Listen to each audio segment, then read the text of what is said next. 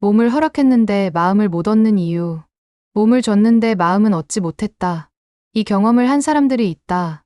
분명히 가까워진 것 같았는데, 분명히 특별한 사이가 된 것 같았는데, 어느 순간 상대방이 달라져 있었다. 연락이 줄고, 만남이 뜸해지고, 처음처럼 대하지 않는다. 그때 드는 생각이 있다. 내가 너무 빨랐던 건가? 내가 실수한 건가? 내가 가치 없어 보인 건가? 그 자책이 오래 간다. 그리고 다음에 또 비슷한 상황이 되면 또 비슷한 선택을 하게 된다. 왜 이 패턴이 반복되는 걸까? 이 이야기는 그 뿌리를 들여다보는 것이다. 한 여자의 이야기를 해보자. 그녀는 좋아하는 사람이 생기면 빠르게 가까워지려 했다. 몸을 허락하면 더 특별한 사이가 될 거라고 생각했다. 함께한 것이 생기면 더 깊어질 거라고 생각했다. 그런데 반복적으로 같은 결과가 왔다. 특별해지는 것이 아니라 상대방이 멀어졌다. 몇 번을 반복하고 나서 그녀가 스스로에게 물었다. 왜 나는 이런 선택을 반복하는 걸까? 거기서 뭔가를 발견했다. 그녀는 몸을 허락하는 것이 상대방의 마음을 얻는 방법이라고 생각하고 있었다. 몸을 주면 떠나지 않을 거라는 믿음이 있었다. 몸을 주면 특별해질 거라는 믿음이 있었다. 몸을 줌으로써 관계를 붙들 수 있다는 믿음이 있었다. 그런데 그 믿음이 틀렸다는 것을 반복된 경험에서 알게 됐다. 왜 그 믿음이 틀렸을까? 몸과 마음은 다른 것이다. 몸을 가까이 한다고 해서 마음이 가까워지는 것이 아니다.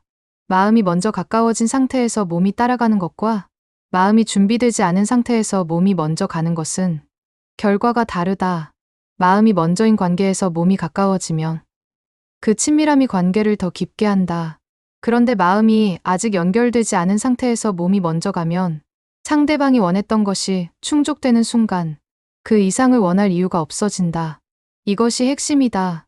사람은 얻기 어려운 것에 더 가치를 둔다. 쉽게 얻은 것은 소중히 여기지 않는 경향이 있다. 이건 냉정한 이야기지만 현실이다.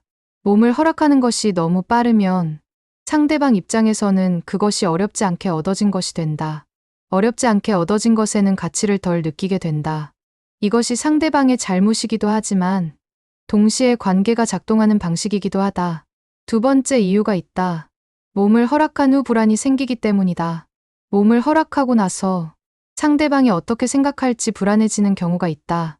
이 사람이 나를 가볍게 볼까봐, 이 사람이 지금 뭘 생각하는지, 이제 어떻게 되는 건지, 그 불안이 행동으로 나온다. 확인하고 싶어서 더 자주 연락하거나, 더 잘해주려 하거나, 더 맞춰주려 한다. 그런데 그 행동들이 오히려 상대방을 부담스럽게 만든다. 부담은 거리를 만든다. 몸을 허락하기 전보다 허락한 후에 더 불안해지는 것. 그 불안이 관계를 무너뜨리는 경우가 많다. 세 번째 이유가 있다. 상대방이 처음부터 마음이 없었는데 그것을 알아채지 못한 경우다. 진심으로 좋아하는 사람과 몸만 원하는 사람을 구별하지 못한 채 몸을 허락하는 것이다. 이 경우는 애초에 마음을 얻는 것이 불가능했다. 상대방에게 줄 마음이 없었기 때문이다. 몸을 허락하기 전에 상대방의 진심을 먼저 확인해야 하는 이유가 여기에 있다. 진심이 없는 사람에게 몸을 허락해도 마음은 얻을 수 없다. 그렇다면 어떻게 해야 하는 걸까? 몸보다 마음이 먼저다. 이것이 핵심 원칙이다. 상대방의 마음이 먼저 확인된 상태, 상대방이 나라는 사람에게 진심으로 관심이 있다는 것이 확인된 상태, 관계가 어떤 방향으로 가고 있는지가 명확한 상태, 이 상태에서 몸이 가까워지면 그 가까움이 관계를 더 깊게 한다. 반대로 이것들이 확인되지 않은 상태에서 몸이 먼저 가면 마음을 얻기 어려워진다. 네 번째 이유가 있다. 자신의 가치를 스스로 낮추는 것이다. 몸을 허락함으로써 상대방의 관심을 유지하려 한다는 것 자체가 자신을 그 방법으로밖에 붙들 수 없는 사람으로 여기는 것이다. 그 생각이 바탕에 있으면 몸을 허락한 후에도 불안이 사라지지 않는다. 언제 떠날지 모른다는 생각이 계속 따라온다. 그 불안이 오히려 관계를 조여들게 만든다. 자신에게 물어봐야 한다. 나는 내 몸 외에 상대방에게 줄 수 있는 것이 없다고 생각하는가? 나는 진심을 주는 것만으로는 상대방이 곁에 있지 않을 거라고 생각하는가? 이 생각이 있다면 그 생각부터 바꿔야 한다. 당신은 당신 자체로 충분히 가치 있는 사람이다. 몸을 허락하지 않아도 곁에 있고 싶은 사람이어야 진짜 마음을 얻을 수 있다. 몸을 허락함으로써 마음을 얻으려는 것은 순서가 뒤집힌 것이다. 5번째 이유가 있다. 경계를 너무 빨리 허무는 것이 상대방에게 신호를 준다는 것이다. 경계는 자신을 지키는 것이기도 하지만 동시에 상대방에게 이 사람은 쉽지 않은 사람이다라는 인식을 만드는 것이기도 하다. 경계가 있는 사람은 상대방으로 하여금 이 사람의 마음을 얻으려면 더 노력해야 한다는 생각을 하게 만든다. 그 노력이 쌓이면 투자가 된다. 투자가 쌓이면 감정이 된다. 경계를 너무 빨리 허물면 그 과정이 생략된다. 상대방이 투자할 기회가 없어진다. 마음은 투자해서 자란다. 쉽게 얻어진 것에는 투자가 없다. 투자가 없으면 감정도 자라지 않는다. 6번째 이유가 있다. 몸을 허락한 후 관계에 대한 기대가 달라지는 것이다. 몸을 허락하기 전까지는 기대가 없거나 낮았는데 허락한 후부터 상대방이 달라질 거라는 기대가 생긴다. 이제 더 진지하게 대할 거라는 기대, 이제 더 자주 연락할 거라는 기대, 이제 우리가 특별한 사이가 될 거라는 기대. 그런데 상대방은 달라지지 않는다. 그 기대와 현실의 차이가 실망이 된다. 그 실망이 상처가 된다. 기대가 컸기 때문에 상처도 크다. 몸을 허락하기 전에 관계의 방향을 먼저 확인하는 것. 상대방이 어떻게 생각하는지 먼저 아는 것. 그 확인 없이 기대를 갖는 것이 더 큰 상처를 만든다.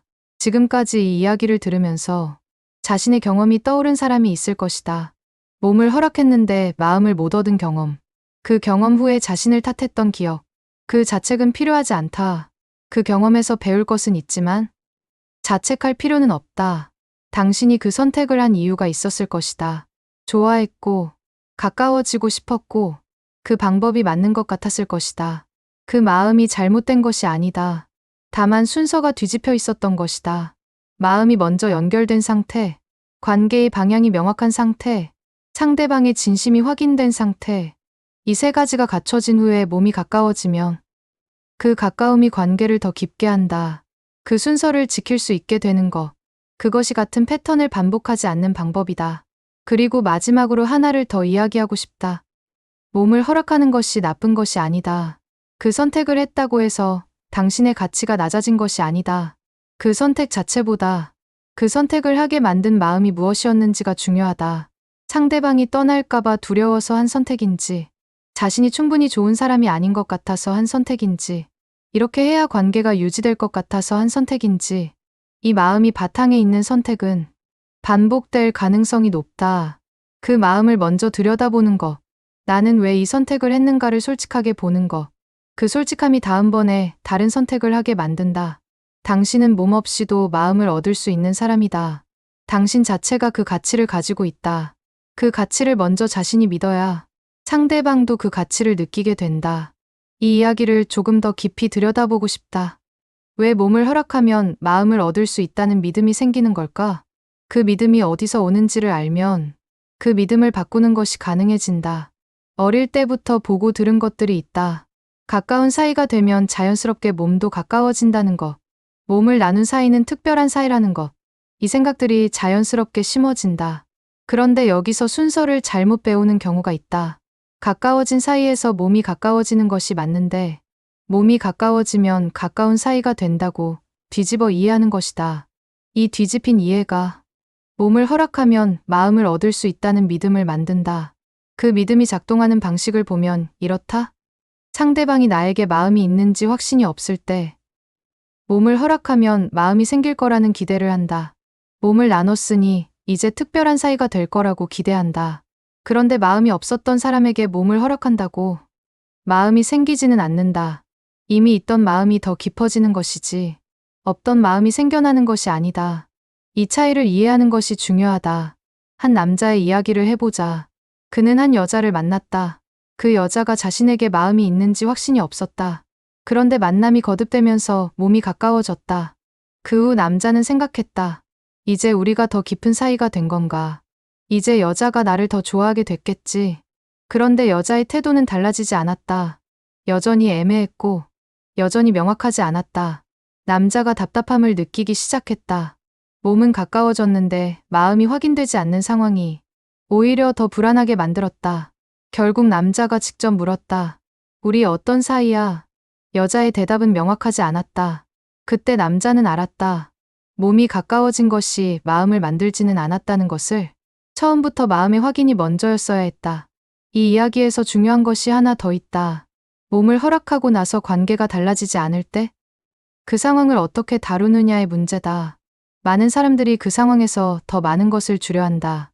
더 잘해주고, 더 맞춰주고, 더 참으면서 버틴다. 그러면 달라질 거라고 기대하면서. 그런데 그 방향이 틀렸다. 더 주는 것이 아니라 명확하게 하는 것이 맞다.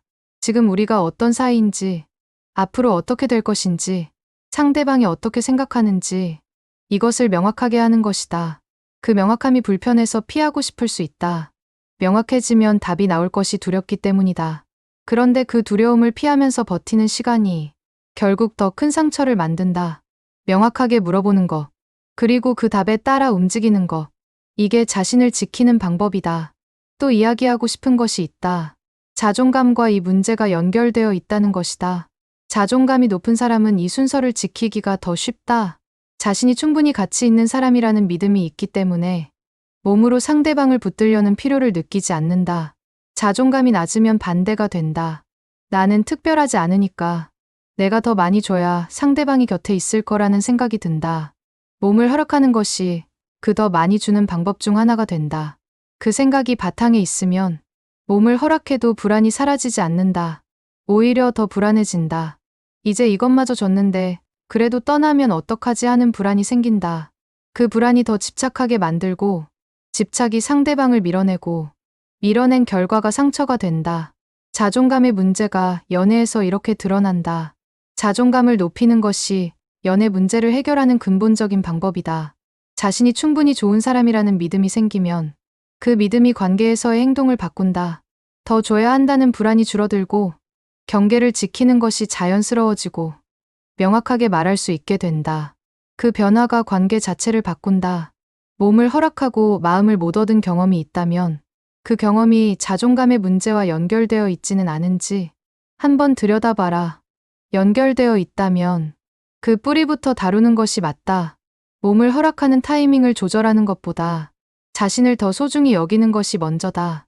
자신을 소중히 여기는 사람은 상대방도 그 사람을 소중히 여기게 된다. 자신을 가볍게 여기는 사람은 상대방도 그 사람을 가볍게 여기게 된다. 이것이 냉정하게 들릴 수 있지만 관계가 작동하는 방식이다. 당신이 자신을 소중히 여길 때 당신을 소중히 여기는 사람이 나타난다. 그 사람에게 마음을 열면 된다. 그 사람과 함께 마음이 깊어지면 몸은 자연스럽게 따라온다. 그 순서가 맞을 때 몸을 허락해도 마음을 잃지 않는다. 오히려 더 깊어진다. 당신은 그런 관계를 맺을 자격이 있다. 그 자격을 스스로 믿어라. 이 주제를 이야기할 때 꼭 나오는 질문이 있다. 그럼 언제 허락하는 것이 맞는 건가? 정해진 시간이 있는 게 아니다. 몇 번 만났으니까 괜찮다거나 얼마가 지났으니까 맞다거나 하는 기준이 아니다. 기준은 하나다. 마음이 먼저 확인됐는가? 상대방이 나에게 진심이라는 것이 행동으로 확인됐는가? 우리의 관계가 어떤 방향으로 가고 있는지 명확한가? 나 스스로가 이 선택을 두려움이 아닌 마음으로 하고 있는가? 이 세 가지가 갖춰졌을 때 그것이 타이밍이다. 두려움으로 하는 선택과 마음으로 하는 선택은 다르다. 떠날까봐 두려워서 하는 선택, 특별해지고 싶어서 하는 선택, 이건 아직 때가 아닌 것이다. 내가 원해서 하는 선택, 마음이 충분히 연결된 상태에서 하는 선택, 이게 맞는 것이다. 그 차이를 스스로 알아야 한다. 자신의 마음에 솔직해져야 한다. 지금 이 선택이 어디서 오는 것인지를, 두려움에서 오는 것인지, 진심에서 오는 것인지, 그 답이 보이면 선택도 달라진다. 또 이런 이야기도 해야 할 것 같다. 몸을 허락했는데 마음을 못 얻었을 때 그 이유를 어떻게 해야 하는가에 관한 것이다. 이미 일어난 일이다. 그 일을 돌이킬 수는 없다. 많은 사람들이 그 이후에 두 가지 중 하나를 한다. 하나는 더 집착하는 것이다. 이미 이렇게 됐으니까 어떻게든 관계를 유지하려 한다. 더 잘해주고 더 맞춰주면서 버틴다. 다른 하나는 스스로를 탓하는 것이다. 내가 왜 그랬을까? 내가 실수한 거야. 이런 자책이 오래 간다. 두 가지 다 맞지 않는 방향이다. 맞는 방향은 명확하게 하는 것이다.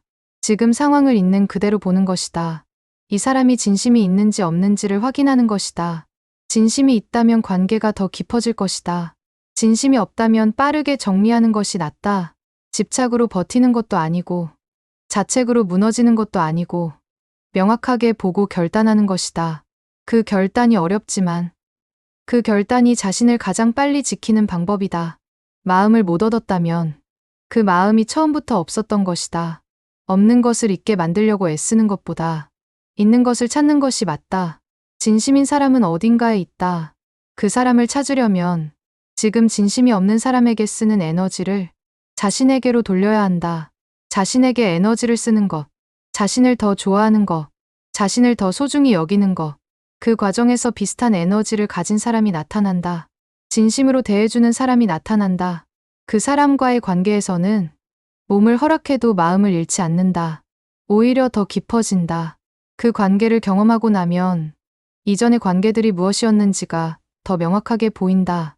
당신은 그 관계를 경험할 수 있다. 그 경험이 지금보다 가까이 있다. 지금 자신에게 집중하는 것이 그 시작이다. 주변에 이런 경험을 한 사람들이 많다. 겉으로 드러나지 않을 뿐이다. 이 이야기를 꺼내기 부끄럽고 이 경험을 말하기 창피하다고 느끼는 사람들이 있다. 그럴 필요 없다. 이 경험이 당신만의 것이 아니다. 많은 사람들이 비슷한 과정을 겪는다. 그 과정에서 배우는 것이 있다. 자신에 대해 더 잘 알게 된다. 관계에 대해 더 잘 알게 된다. 어떤 사람이 진심인지를 알아보는 눈이 생긴다. 그 눈이 생기기까지 시간이 걸린다. 그 과정이 아프기도 하다. 그런데 그 과정이 의미 없는 것이 아니다. 당신이 지금 그 과정에 있다면 그 과정이 당신을 더 단단하게 만들고 있는 중이다. 단단해진 사람은 다음 관계에서 더 현명하게 행동한다. 자신을 더 잘 지킨다. 진심인 사람을 더 잘 알아본다. 그 단단함이 더 좋은 관계로 이어진다. 관계에서 상처받는 것이 약함의 증거가 아니다. 오히려 진심으로 사람을 대한다는 증거다. 진심으로 대하기 때문에 상처도 받는 것이다. 그 진심을 잃지 않으면서 자신을 지키는 법을 배워가는 것. 그것이 연애에서 성숙해지는 과정이다. 당신이 진심을 가진 사람이라면 그 진심을 받아줄 사람도 반드시 있다. 그 사람을 만날 때까지 자신을 소중히 여기는 것을 멈추지 마라. 자신을 소중히 여기는 사람만이 다른 사람에게도 소중히 여겨진다. 그 진실이 연애에서 가장 중요한 원칙이다. 한 가지 더 이야기하고 싶다. 이 경험이 반복되는 사람들이 있다. 한 번이 아니라 두 번, 세 번 비슷한 패턴이 반복된다. 그런 경우에는 상대방이 문제이기도 하지만 자신 안에서 반복되는 무언가가 있다는 신호이기도 하다.